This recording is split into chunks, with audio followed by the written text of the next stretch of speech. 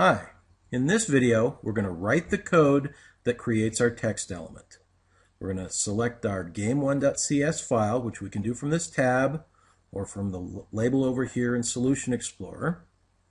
We're going to add some variables. Now we're underneath these two variables right here. We're just going to add some lines. The first variable that we're going to add is a sprite font. So sprite font, that's the type of the variable. Then we're going to give it a name, so space, and then I'm just going to call it font_01. Nothing fancy. Now I need a new variable for the text string that we're going to write, so that's a string variable, and I'm going to call this textstring_01, semicolon. Again, nothing particularly fancy.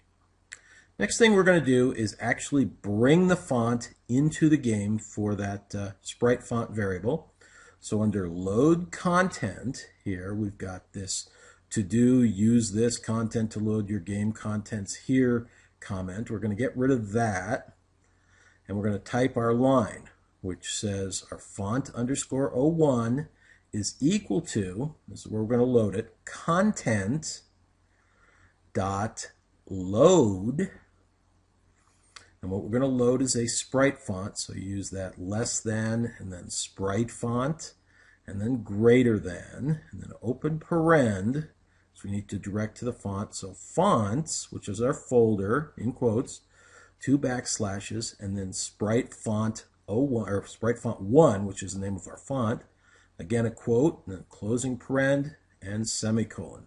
And that loads the font into the code. Now down here in our update method, we're going to get rid of the comment there, and we're going to type our textstring01 is equal to, and we're just going to say hello there, and that's what we're going to say in this message. And quotes and a semicolon, and then we're going to save it. We could save just this screen. We could save the whole project from either of these two icons.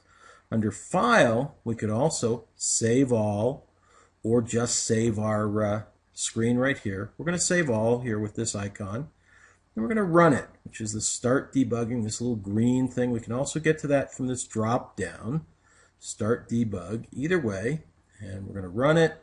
It's going to take a second, compile the code, see if there's any errors. If not, the screen comes up and blank. You notice nothing's there. That's because we haven't written the text to the screen yet. So we're going to close it, and next time we'll actually write the code that writes the text to the screen.